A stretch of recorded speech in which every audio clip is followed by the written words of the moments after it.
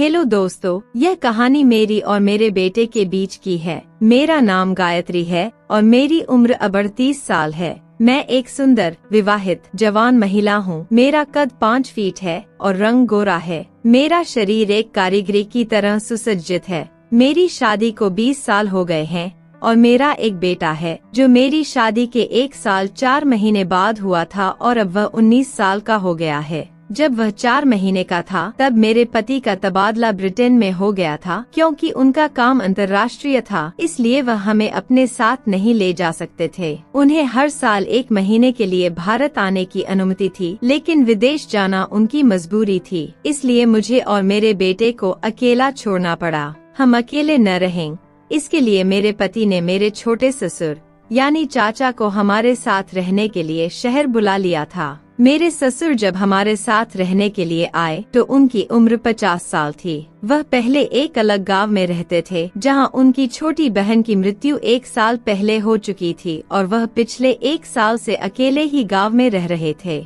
वह आर्मी में मेजर रह चुके थे और रिटायर होने के बाद भी उनका शरीर फिट था। आर्मी के तौर तरीकों और अनुशासन को वह अब तक नहीं भूले थे। गांव में रहने और खेती बाड़ी करने के कारण उनका शरीर बहुत ही गठीला था और वह इस उम्र में भी 30 से 31 साल के जवान लगते थे। पहले जब भी वह हमारे घर आते थे तो मेरी पड़ोसी औरतें उन्हें मेरे पति के भाई समझती थीं। लेकिन जब से मेरे पति ब्रिटेन गए थे वह हमारे साथ रहने लगे थे। पढ़े लिखे होने के कारण उनका पहनावा भी शहरवासियों जैसा था और वह मेरे साथ घर में बहुत जल्दी घुल मिल गए थे। घर के काम और बच्चों की देखभाल में भी वह मेरी मदद करते थे। मेरे पति को घर रहना बहुत पसंद था और शादी के बाद कई दिनों तक ऐसा नहीं हुआ था कि हम उनके बिना रहे हों। अब मेरे पति को ब्रिटेन गए हुए लगभग 11 महीने हो चुके थे। इन 11 महीनों में पहले 5 महीने तक मुझे उनसे कोई संपर्क नहीं हो पाया, जिससे मैं बेचैन और उदास रहती थी। पूरा दिन तड़पते हुए बिताती थी, पर कोई भरोसा नहीं था। लेकिन 6 महीने पहले अचानक एक ऐसा अवसर आया जिसने मेरी जिंदगी में बहुत बड़ी खुशी भर दी और वह खुशी अब तक मुझे मिलती है। यह बात तब की है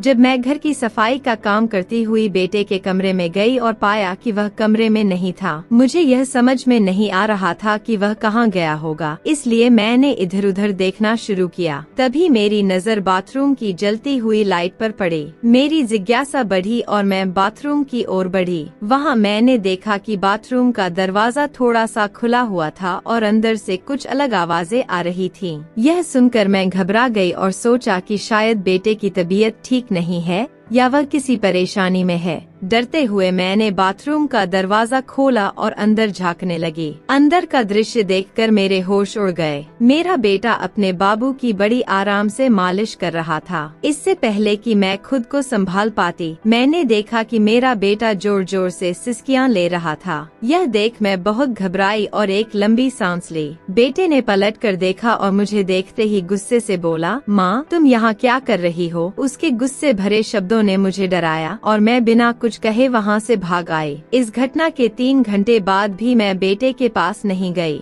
दोपहर के समय जब मुझे खाना बनाने के लिए जाना पड़ा तब बेटे ने मुझे तंग किया, तो मुझे मजबूर होकर उसके पास जाना पड़ा। बेटा बिल्कुल सामान्य तरीके से पेश आया, जिससे मुझे राहत मिली और मैंने फिर से सामान्य तरीके से उससे बात करना शुरू किया। लेकिन उस घटना के बाद अगले दिन भी मैं उसी दृश्य के बारे में सोचती रही। दूसरे दिन रात को सोने के समय मेरा दिल बहुत उदास हो गया। जब मेरा मन नहीं लगा तो मैंने सोचा कि शायद बेटा से बात करने से कुछ आराम मिलेगा। मैं उसके कमरे में गई और उसने मुझसे तेल लाने को कहा। मैंने तेल लाकर दिया और वह उसे मेरे पेट पर लगाता गया। कुछ देर बाद जब मैं कपड़े बदलने के लिए गई तो मेरे दिमाग में एक विचार आया कि अगर मैं बेटे को अपनी झलक दिखलाऊं तो शायद कुछ बात बने। मैंने सारे कपड़े बदलकर एक गुलाबी रंग का जालीदार नाइट सूट पहना और फिर बेटे के कमरे में गई। बेटे ने मुझे उन कपड़ों में देखा और उसे एकटक देखता रहा। उसकी आंखों की चमक ने मुझे यह महसूस कराया कि वह मेरे जाल में फंसने वाला है।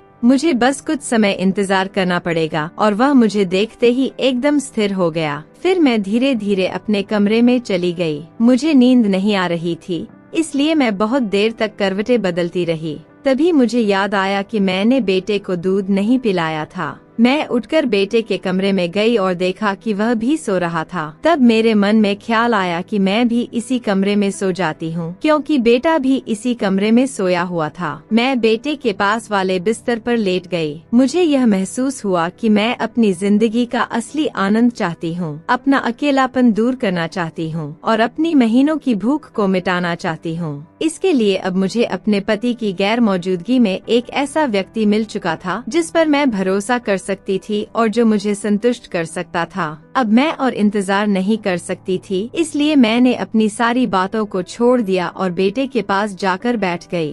थोड़ी देर बाद बेटा हिलने लगा और मुझे लगा कि उसका हाथ मेरे सिर पर आ गया है। मुझे लगा कि वह जाग गया है, जिससे मैं थोड़ी घबराई। मेरी हालत खराब हो गई थी और मेरी सांसें उखड़ने लगी थी, लेकिन मैंने हिम्मत नहीं हारी। लगभग 15 मिनट बाद बेटे का हाथ मेरे सिर से हटा और नीचे आ गया। उनकी इस हरकत से मैं बहुत परेशान हो गई थी। मैं सोच रही थी कि अभी तो मुझे सच्चे आनंद का अनुभव शुरू ही हुआ था कि बेटा उठकर बैठ गए। उनकी नींद खुल गई और उन्होंने मुझे झटके से अलग कर दिया। फिर वह उठकर लाइट जलाकर खड़े हो गए और मुझे देखने लगे। मैंने उनसे जवाब दिया, बेटा, मैं वही कर रही थी जो तुम चाहते थे। बेटे ने कहा, मैंने कब कहा था तुम्हें ऐसा करने को? तुम्हें ऐसा नहीं करना चाहिए था और मुझे माफ कर दो। मैंने कहा, बेटा, मैंने कभी भी तुम्हारी किसी बात का इशारा नहीं किया, तो फिर मैं कैसे समझ सकती थी? बेटा बोला, मैं तो नींद में था और सपना देख रहा था